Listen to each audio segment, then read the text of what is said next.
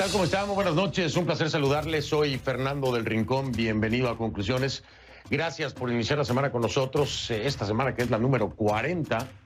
Semana número 40. ¿Quién lo iba a pensar, no? De transmitir desde aquí, desde este estudio. Este estudio en casa, por supuesto. Así que, como siempre le digo, bienvenido a mi casa. Mi casa es su casa. Esta noche tenemos dos temas. La nueva variante del COVID-19 que tiene a muchos nerviosos, muy nerviosos. Y por supuesto, algo que tenía a muchos nerviosos y que, pues tal vez los vaya a mantener igual, aunque con una pequeña ayuda, el estímulo económico, el paquete de ayuda económica. Le vamos a dar todos los pormenores, todos los detalles de cuánto es el cheque, a quiénes van a apoyar, a quiénes no, etcétera, etcétera, etcétera, incluidos, por supuesto, los inmigrantes en este país, en los Estados Unidos. Pero primero, por supuesto, la variante del COVID-19. Vamos para allá.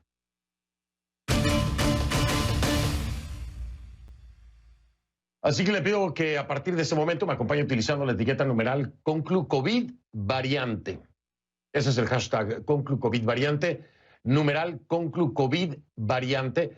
Esa es la etiqueta. Sus comentarios, dudas, preguntas a mi cuenta en Twitter con esa etiqueta ConcluCovidVariante. La cuenta en Twitter es @soyfdelrincón, @soyfdelrincón. Es una nueva variante del coronavirus detectada en Reino Unido que amenaza, no sé si con empeorar la pandemia, pero sí con un alto índice de propagación, que por supuesto esto representaría mucho problema en términos de capacidad hospitalaria, por ejemplo, y otras cosas. Pero a ver, esto es lo que sabemos. La variante podría propagarse hasta un 70% más rápido. Por eso le decía yo, ¿no? La velocidad de contagio. Imagínense usted, si hoy estamos en pandemia en el mundo y hay números escalofriantes, bueno, imagínense esta cepa que es 70% más rápida para contagiar. Esto según han informado expertos de la Organización Mundial de la Salud, ¿eh? Tanto así que fue responsable del 60% de las nuevas infecciones en Londres. Esto de acuerdo con las declaraciones del director médico de la Nación. El secretario de Salud de Reino Unido aseguró este fin de semana que la variante estaba, literalmente, fuera de control. Esta nueva cepa de Reino Unido ya se ha propagado por el mundo. Ya. ¿Cómo lo sabemos? Bueno, se ha detectado ya en Australia, Bélgica, Dinamarca, Islandia, Italia y Holanda. Y también se ha detectado una variante similar, aunque diferente, en Sudáfrica, donde los científicos dicen que se está propagando muy rápido en las áreas costeras. Este giro en la pandemia de coronavirus ha llevado al menos a 24 países a emitir prohibiciones de viajes para vuelos desde y hacia el Reino Unido. Es el caso, por ejemplo, de Canadá, Rusia, Francia, Italia o Suecia, entre otros. Y en nuestra región también ya lo han hecho, por ejemplo, Argentina, Chile, Colombia, El Salvador o Perú. Otros países, como México, han optado por esperar a que se evalúe la situación de manera técnica. Esto en palabras del propio presidente Andrés Manuel López Obrador, antes de prohibir los vuelos. Cosa que llama mucho la atención, ¿no? Cuando se habla de esta capacidad de propagación, un 70% más alto el índice de contagio, y esperar a un análisis técnico, pues una vez que la cepa esté ahí, mientras hacen el análisis técnico, la propagación va a ser muy rápida. Pero bueno, esas son las medidas de AMLO, ya ve usted que no siempre son las mejores, ¿no? Mientras que otros países como Estados Unidos, de momento, increíblemente, tampoco contemplan el veto. Sí, tampoco acá en Estados Unidos, en el Estados Unidos de Trump, tampoco. O sea, hasta este momento al menos, ¿no? A pesar de que hay autoridades como el gobernador del estado de Nueva York o el alcalde de la ciudad que creen que sí se debe establecer una nueva prohibición de viaje. Para ver las distintas aproximaciones a esta amenaza común, vamos a hacer un recorrido con nuestros corresponsales por Nueva York, México, Argentina y Colombia. Vamos para allá.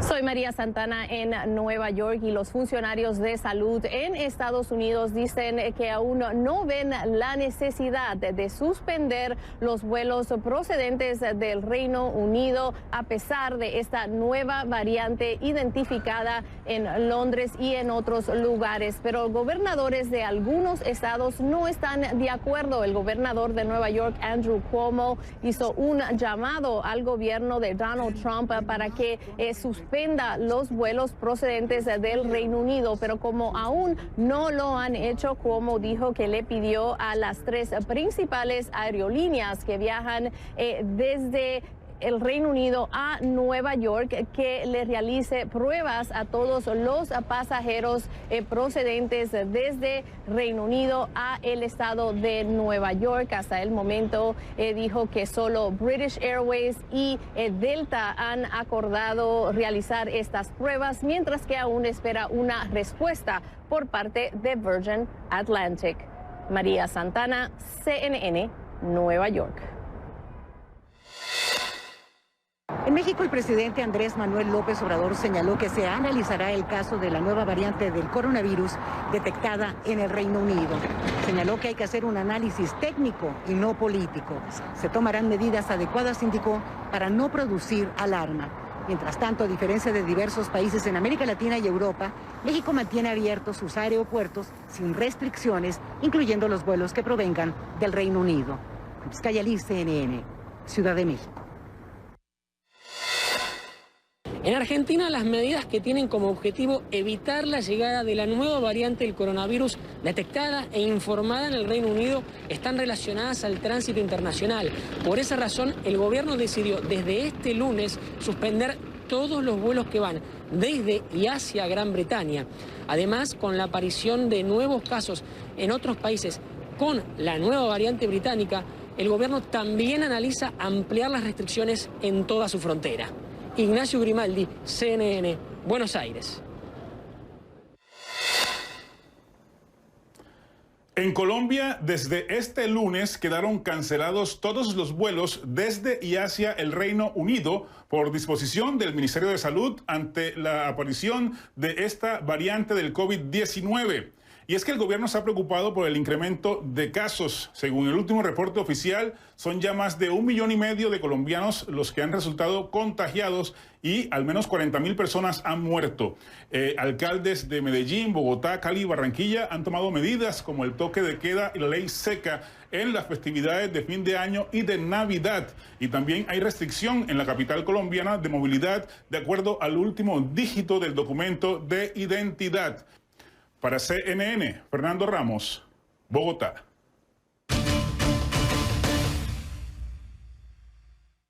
Gracias a todos nuestros compañeros corresponsales. Por supuesto, ahora le doy la bienvenida a alguien que nos puede orientar muchísimo en torno a esto, lejos de, y esto es muy importante, lejos del nerviosismo que pueda causar esta nueva cepa, escuchemos a la ciencia, entendámoslo desde ese punto de vista, el de la ciencia. Olvídese de las cadenas de WhatsApp y de... No, escuche a los científicos. Y nadie mejor y más confiable que el doctor Elmer Huerta, experto en salud pública y colaborador de CNN, que me acompaña en vivo desde Washington para traernos esta certeza y esta perspectiva científica. Doctor Huerta, como siempre, un placer recibirle. Mil gracias por acompañarme en esta que, bueno, pues ya es la semana de Navidad y bueno, nos está dedicando siempre el tiempo a nuestra audiencia también, que es sumamente importante. Gracias, doctor. Fernando, buenas noches, qué gusto saludarte. Buenas noches a todos los televidentes, encantado. Qué amable, doctor Huerta. Por supuesto que lo primero, y usted y yo ya lo habíamos comentado, usted me lo había dicho hace ya varios meses, creo yo, que bueno, siempre existe esta evolución, por decirlo así, las mutaciones, ocurre en la gripe, ocurre en muchas otras enfermedades, la mutación del virus.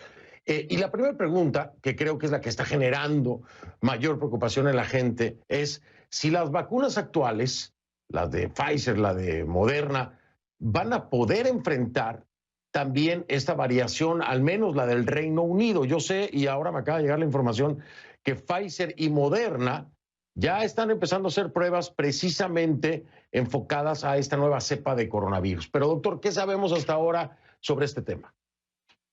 Fernando, hasta el día de hoy no hay razón para pensar de que las vacunas que se están desarrollando no vayan a funcionar contra esta nueva variante del virus. Y rápidamente te lo explico. Mira, ¿te acuerdas los dibujos que nos hacen del virus, del coronavirus? Es una esfera que tiene como una especie de antenitas y patitas.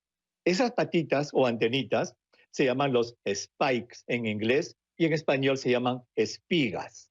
Estas espigas tienen dos funciones importantes, Fernando. La primera es que son la llave, así como cuando uno llega a la casa y pone la llave para abrir la puerta y entrar a la casa, pues esas espigas son la llave para entrar a las células e infectar a las células. Una función. Y la segunda función de las espigas es muy importante, porque las espigas son la parte del virus, Fernando, que más, entre comillas, irritan al sistema de defensa del ser humano. De tal modo que cuando tus células de la defensa encuentran alguna espiga en la sangre, se vuelven locas y producen anticuerpos defensas contra el nuevo coronavirus, contra la espiga. Dos funciones entonces, permitir la entrada y la otra es ser el punto antigénico, se llama, es decir, que provoca defensas del ser humano. Todo esto para decirte que las mutaciones que se han detectado, que son 23 de acuerdo a los últimos informes, son en la parte de la llave de la espiga, es decir, en la parte que permite la entrada, pero no en la parte que es la inmunogénica, la de la vacuna. Esta tiene un nombrecito especial, creo que había un grupo musical que se llamaba así, RBD. RBD es la base de esta espiga y allí están dirigidas las vacunas. Y esta RBD no ha mutado, solamente ha mutado la parte de la punta de la espiga, digamos, que permite entrar a las células. Entonces, dos cosas. Uno, las vacunas van a seguir funcionando y lo otro, este conocimiento de que parece que es más infeccioso y por qué ahora lo entendemos, porque abre más puertas, puede ingresar más a las células, no está creando enfermedad más grave. Esto es importante, Fernando. No es de que se estén muriendo más las personas, no es de que COVID-19 sea ahora más agresivo, por lo menos hasta ahora no lo es. Ahora, doctor, esto de las mutaciones es común, ya lo hablábamos, ¿no? En la gripe pasa exactamente lo mismo, por ejemplo, pero llama la atención, de acuerdo a varios especialistas, que haya, usted me dice, 23 mutaciones ya, cuando normalmente se identifican mutaciones de, no sé, de 2 cambios o 3 cambios. ¿Esto a usted también le llama la atención? Al mes. Sí, ¿Esto a usted también le llama la atención o estamos más o menos dentro de un rango aceptable? Sí, el día de ayer, domingo, se publica en una revista que se llama Ciencia un reporte muy interesante acerca de esto y ahí ellos ponen lo que tú dices. Estábamos viendo que este virus producía 1 o 2 cambios importantes al mes, mutaciones importantes creando estas variantes. Pero en esta vez se han documentado que hay 23 cambios, de los cuales 2 son importantes. Uno que permite la entrada a las células, como te dije, y el otro que regula un poco la parte de defensas, pero no llega a ser una mutación de esa sección de la espiga que se llama el RBD. De tal modo que hasta ahora, obviamente todo esto hay que interpretarlo en correlación con lo que se llama la clínica, Fernando, no hay razón para temer. ¿Y qué es esto de la clínica? Brevemente te lo explico. Mira, cuando se encuentra una nueva variante como esta, ya está documentado. En Londres, como tú dijiste, a mitad de noviembre, esta variante explicaba el 26% de los casos en la parte sur-oeste de Londres. 26%. El 9 de diciembre había subido a 60%. Es decir, hay evidencia que se está diseminando rápido. Pero ahora queda lo otro. Esta variante causa enfermedad diferente y eso es lo que están viendo. Y hasta ahora los informes preliminares indican que no hay más hospitalizados, ni hay más fallecimientos, ni hay más enfermedades graves. Por eso dicen, esta variante lo que hace probablemente es hacer que se contagie un poco más, pero no provoca una enfermedad diferente. Este es un punto que también muchas personas querían aclarar, ¿no? Por supuesto, hay que decirlo siempre y el doctor Huerta nos lo puede advertir, pero lo hago yo antes porque hay que entender que esto es, y siempre lo ha dicho el doctor Huerta, vaya, esto es lo que sabemos hasta ahora, ¿no? Hasta ahora, porque todos los días se está aprendiendo algo nuevo sobre el coronavirus. Entonces, en este tema, cuando se habla de que tiene un 70% más de capacidad de contagio. Esto no necesariamente quiere decir, doctor, que se vea impactado, por ejemplo, el sistema de salud de un país o que más personas vayan a morir, al menos con esta cepa en particular. Hasta ahora, con lo que se sabe, esto no sería así. Mira, qué importante pregunta. ¿Qué es lo que estamos viendo ahora? Lo que estamos viendo ahora es con las variantes que estamos teniendo en todo el mundo, está infectando a mucha gente y cuando mucha gente se infecta, a pesar de que menos del 5% necesita hospital, cuando se producen muchos casos, ese 5% se convierte en un número muy grande para poder ser absorbido por el sistema de salud. Por eso vemos, Fernando, que los sistemas de salud están colapsando. Obviamente, y esa es la razón probablemente número uno por la que están cerrándose los vuelos de diversos países, es porque si se produjeran muchos casos de esta nueva variante que no es más letal, pero imagínate, aumentaría el número de infectados, por lo tanto, ese 5% sería en mayor número y se necesitarían más camas y eso es lo que todos los países temen, que se sobrecarguen los sistemas de salud. Es decir, si es más contagioso este virus, obviamente se van a producir más enfermedades, más casos. Y al producirse más casos, se infla el total y entonces el 5% de ese total inflado es un mayor número que podrían agobiar los sistemas de salud y no se quiere eso. Bien, doctor Huerta, déjeme hacer una pausa.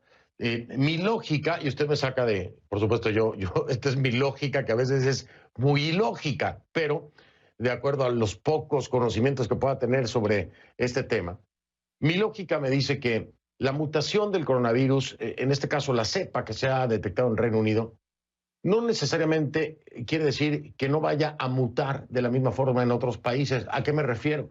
No necesariamente tiene que ser una cepa de importación para México, Estados Unidos o cualquier otro país, sino que el coronavirus puede mutar exactamente igual en México, sin que haya un vuelo que lo importe al país, pero explíqueme si esto es así y si así lo podemos entender y lo debemos entender. Pero después de la pausa, si le parece, doctor Huerta, regreso en un momento para entender esto, ¿no? ¿Esta cepa es de importación o el virus puede mutar justo aquí sin que se importe nada desde el Reino Unido, ¿no? Es importante entenderlo. Voy a regresar un momento con el doctor Huerta para que nos explique esto. Y más adelante en el programa, usted que está en casa, quiere saber aquí en los Estados Unidos, a ver cómo quedó el nuevo paquete de apoyo, de ayuda económica, ¿no? Está en una votación en el Senado, ¿no? Después de eso se hará realidad en Estados Unidos, es muy factible que así sea. Pero, entonces, ¿cómo serían los cheques directos? ¿Cuánto dinero le llegaría? ¿Y cuándo estaría en su cuenta? Porque es el otro tema. La gente necesita el dinero ya, para ayer, ¿no? Pero todo esto se lo vamos a explicar, por supuesto, después de la pausa.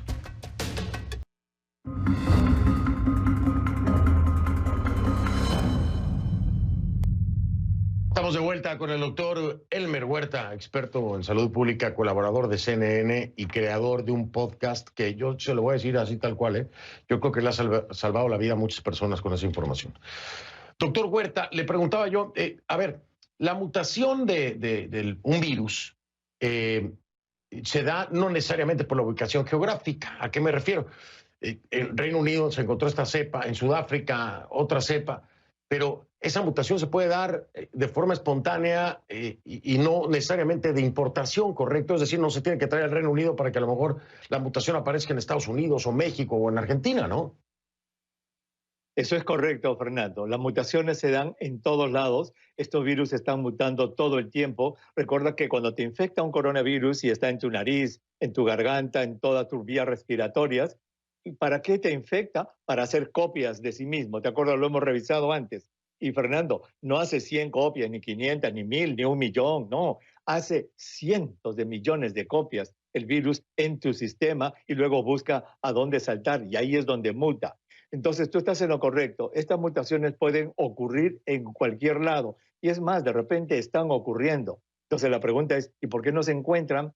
Porque los países, no todos los países, tienen lo que se llama un sistema adelantado de vigilancia. Por ejemplo, en Inglaterra, en Sudáfrica, en muchos países del mundo, cada cierto número de pruebas que se hacen en la nariz, que son las PCR, pruebas moleculares, se hace un análisis genómico completo. Entonces, por ejemplo, creo que son cada 5.000 pruebas en Inglaterra que se hacen de la nariz en la gente cada 5.000. Una de las muestras se hace un análisis completo genómico del virus y allí es donde se dan cuenta, uy, este virus está cambiando. Entonces, depende del sistema de vigilancia molecular de cada país que se encuentren las mutaciones que tengan algún tipo de impacto. Y de ahí, doctor, es también la gran importancia del testeo o del número de pruebas que se esté haciendo en los países. Por ejemplo, un país que ha sido señalado y criticado fuertemente por parte de la Organización Mundial de la Salud en su manejo en términos de pruebas, también de acuerdo a la Universidad Johns Hopkins, ha sido México, con un testeo muy, muy bajo. Y ahí es mucho más difícil poder detectar entonces, si no se tiene un testeo o pruebas en volumen importante, es mucho más difícil poder encontrar o detectar una mutación, ¿no?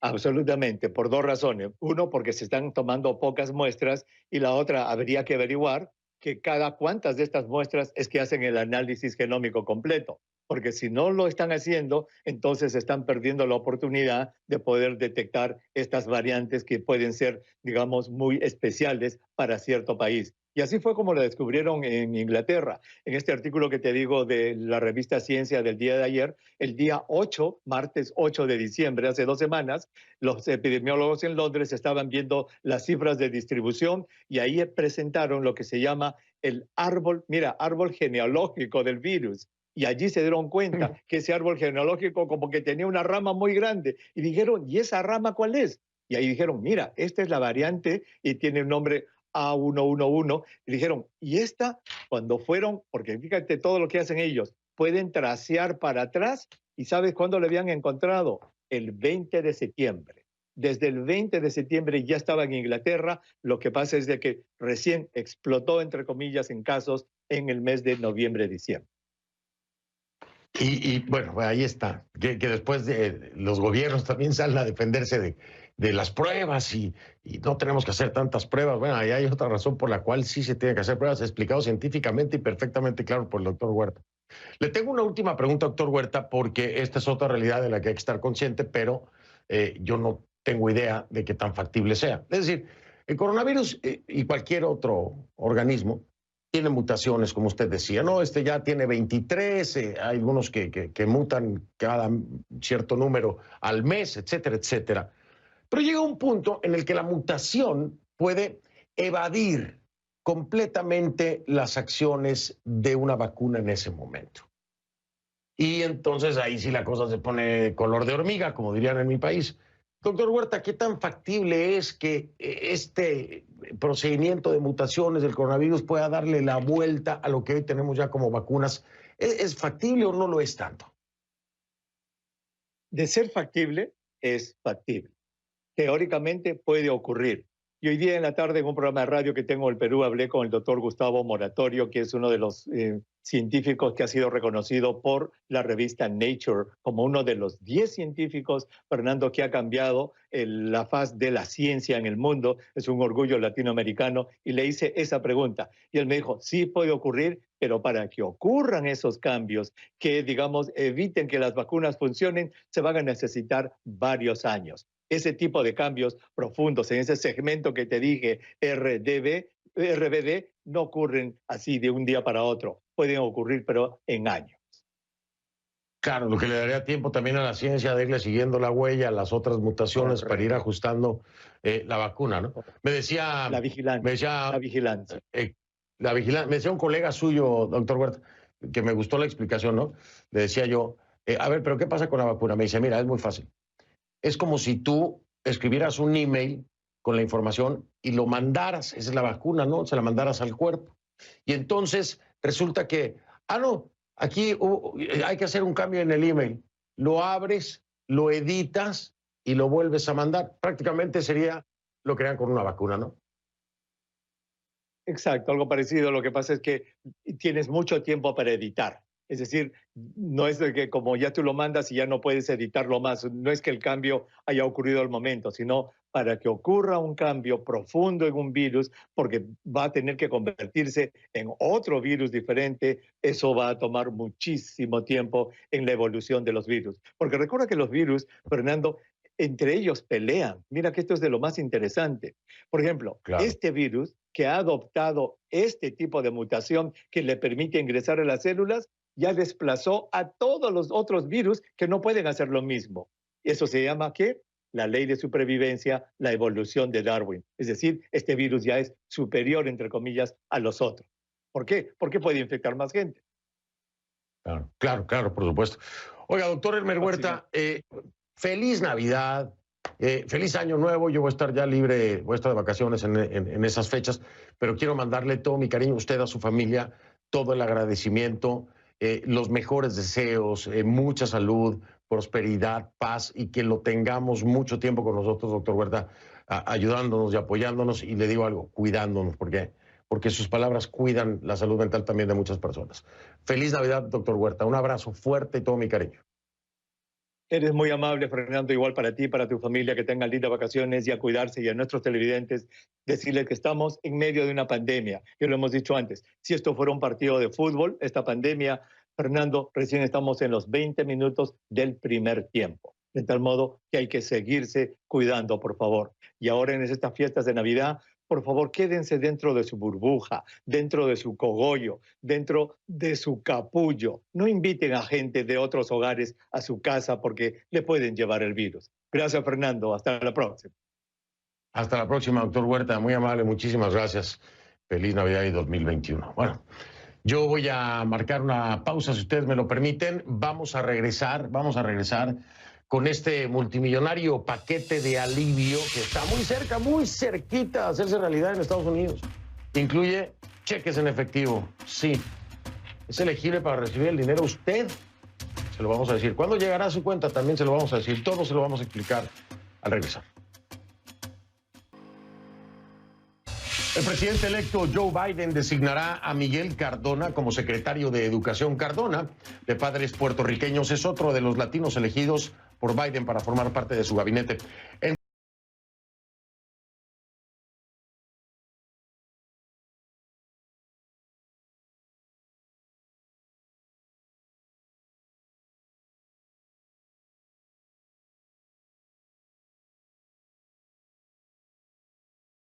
Entre sus cometidos más urgentes estará reabrir las escuelas en los pies, una medida que Cardona ha defendido públicamente, pero que ha encontrado rechazo entre los sindicatos de profesores. La designación formal de Cardona podría llegar el miércoles. Esta parte del programa le pido me acompañe utilizando la siguiente etiqueta: Conclu Ayuda USA de United States of America. Conclu Ayuda USA. Conclu Ayuda USA. Esta es la etiqueta. Por favor, sus comentarios con esta etiqueta. Conclu Ayuda USA. A mi cuenta en Twitter, @soyfdelrincón. Ponga atención. El presidente electo de Estados Unidos, Joe Biden, llegará a la Casa Blanca protegido contra el coronavirus. ¿Sí? El futuro mandatario, el presidente electo, recibió la primera dosis de la vacuna de Pfizer y BioNTech este lunes en el hospital Christian Care en Newark, en Delaware. La futura primera dama, Jill Biden, también está vacunada tras recibir la primera dosis unas horas antes en la misma sede. El presidente electo recibió la inyección frente a las cámaras en un acto que, busca elevar la confianza de los estadounidenses sobre la efectividad y la seguridad del medicamento. Biden dijo que la vacuna representa una gran esperanza para Estados Unidos y para el mundo y agradeció a la comunidad científica y a todos los involucrados en el proceso de elaboración. También dijo que el gobierno de Donald Trump merece crédito por la puesta en marcha de la operación Warp Speed, el programa de vacunas del gobierno federal. La vacuna de Pfizer que recibió Biden requiere una segunda dosis, recuérdelo, pero no queda claro cuándo es que la va a recibir. La idea, sin embargo, es que sea antes de la toma de posesión. Esa fue la recomendación de varios expertos médicos, incluido el doctor Anthony Fauci. La vicepresidenta electa Kamala Harris también recibirá la vacuna, pero eso será la próxima semana. Según ha comentado los portavoces del equipo Biden, esto fue hecho como manera de protección para evitar que el presidente y la vicepresidenta electa puedan presentar síntomas derivados de la vacuna de forma simultánea. Por eso los separaron una semana. Varios miembros del Congreso también fueron vacunados, entre ellos la presidenta de la Cámara de Representantes, Nancy Pelosi, y el líder de la mayoría republicana en el Senado, Mitch McConnell. Estas vacunaciones se llevan a cabo en momentos en que el Congreso debate un proyecto de ley. Impulsar la economía y asistir a los estadounidenses afectados por la pandemia. Es el tan anhelado y esperado paquete de estímulo económico. ¿Por cuánto es? Por $900 millones, que incluye beneficios de desempleo y pagos directos en efectivo. Pero hay muchos otros detalles más y para eso vamos a ver el reporte K con nuestra Kay Guerrero. Vamos con ella.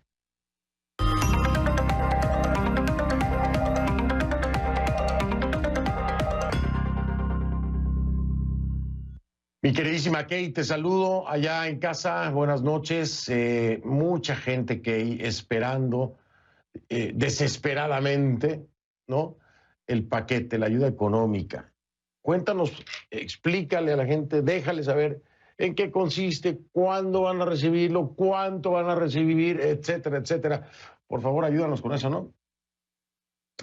Mira, Fernando, finalmente, y después de una larga, y hay que decirlo, una innecesaria espera, el Congreso llega a un acuerdo el domingo por la noche para impulsar este estímulo económico, ya tú lo decías, por $900 millones. La votación de este proyecto todavía está en curso, hay que decirlo. Ya se aprobó hace tan solo unos minutos en la Cámara de Representantes.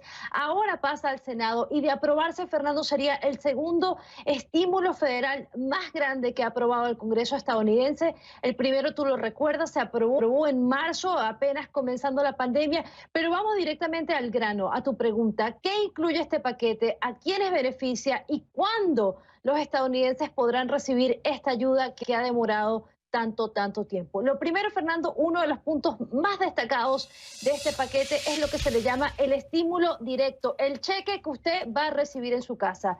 El paquete enviará cheques por $600 a todas las personas que hayan ganado menos de $75,000 en 2019. Esto, por supuesto, de acuerdo con la declaración anual de impuestos. Las personas que hayan devengado entre $75,000 y $100,000 en 2019, entonces recibirán una cantidad que es decreciente en proporción a sus ingresos, pero la matemática allí todavía no está muy clara. Las familias, Fernando, que sean elegibles también podrían recibir $600 adicionales por niño.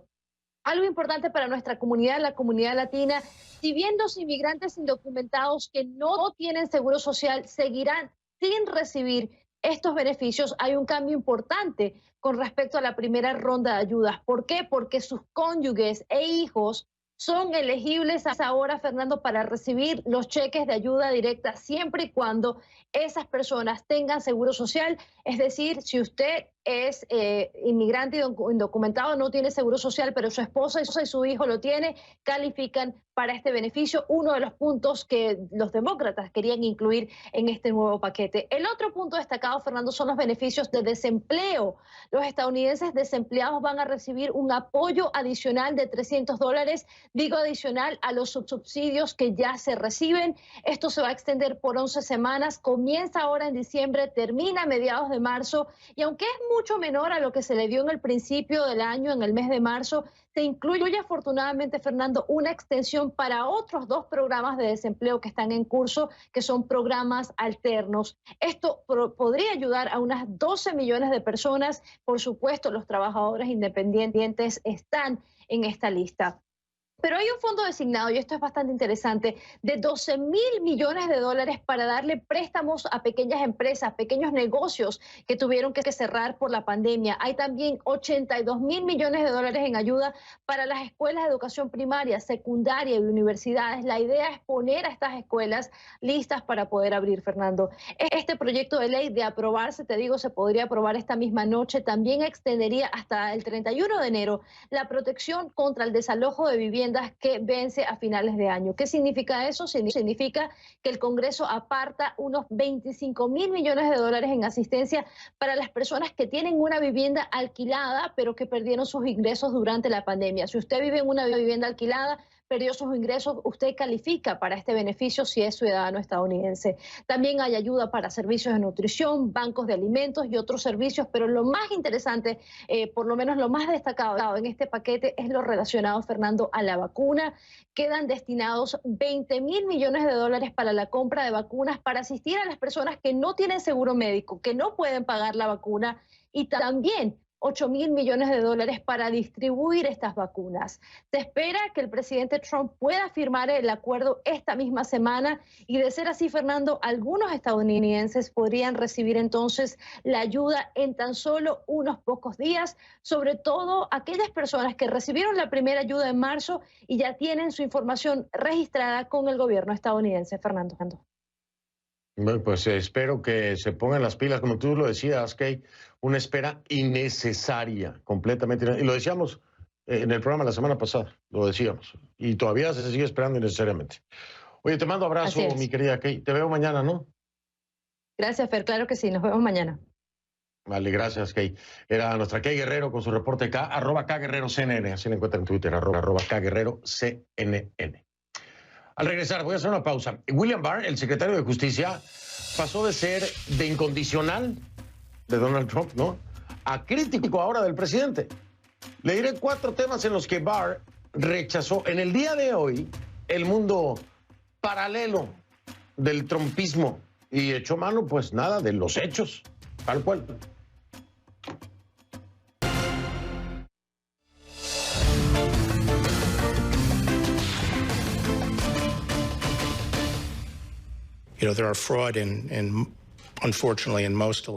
Usted sabe que, desafortunadamente, hay fraude en la mayoría de elecciones. Creo que somos muy tolerantes con eso. Creo que hubo casos de fraude en esta elección, pero yo estaba comentando sobre denuncias de un supuesto fraude sistémico o a gran escala que habría cambiado el resultado de la elección. Yo ya hablé sobre eso y me sostengo. Statement. But about the idea of appointing a special counsel, would you answer a question about whether you believe there's enough there, even with what you've already said? Do you believe there's enough evidence to warrant a special counsel to investigate that, perhaps Sidney Powell or someone else?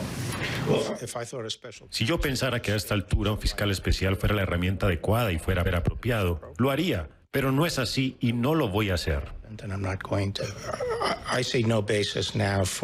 No veo razones para que el gobierno federal incaute las máquinas. Usted sabe, una incautación a gran escala por parte del gobierno federal. Y usted sabe, sin hacer demasiado análisis, yo no voy a opinar sobre un asunto constitucional como es el alcance de un perdón presidencial. Yes. Bueno, pues ahí lo tiene usted. La alianza entre Donald Trump y William Barr se rompió. El secretario de Justicia pasó de ser incondicional a crítico del presidente Trump. Y esa ruptura quedó más que clara en esa conferencia de prensa que sonó a reprimenda y en la que Barr rompió con Trump en al menos 4 formas, ¿no? Por ejemplo, se las voy a dar esas formas, ¿no? Número 4. La forma número 4. Barr se negó a nombrar un fiscal especial para investigar las denuncias de presunto fraude electoral, tal y como reclamaban los seguidores de Trump. Previamente había asegurado que no se encontraron evidencias de fraude masivo en los comicios. La forma número 3 en la que rompió Barr con Trump. Rechazó la posibilidad de que el gobierno federal examine las máquinas de votación porque aseguró que no veía ninguna base o fundamento para hacerlo. La forma número 2 en la que rompió Barr con Trump.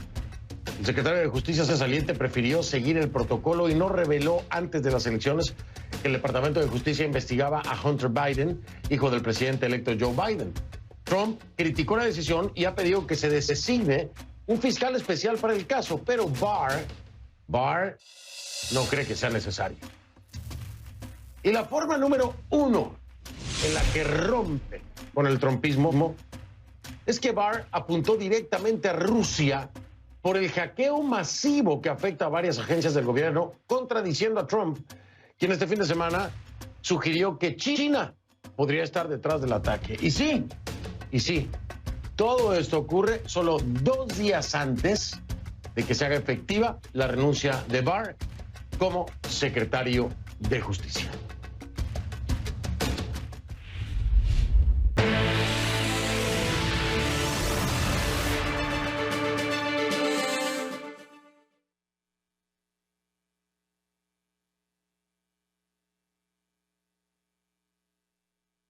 Pues está viendo usted imágenes en vivo en este momento, si no me equivoco, Vamos a las llamadas en vivo. ¿De qué es esto que le estoy mostrando? ¿De qué se trata? Bueno, es el piso del Senado. En este momento se está llevando a cabo la votación precisamente para la aprobación del segundo paquete de estímulo en Estados Unidos por 900,000 millones de dólares, que entre otras cosas, bueno, por supuesto va a apoyar el tema de la distribución de las vacunas, pero en términos económicos y beneficio para usted concretamente, estaríamos hablando de beneficios mejorados por desempleo de $300 por semana, pagos directos de hasta $600 por adulto. Son unos 284,000 millones en préstamos del programa de protección de cheques de pago, 25,000 millones en asistencia para arriendos, además de una extensión, que ya nos decía que Guerrero, de la moratoria de desalojo, y unos 82,000 millones para escuelas y universidades. En este momento, usted lo está viendo, 10 de la noche con 59 minutos, se está llevando a cabo la votación en el Senado, así que en cualquier momento, tendremos ya la confirmación de la aprobación. Soy Fernando Rincón, gracias, buenas noches, lo veo mañana.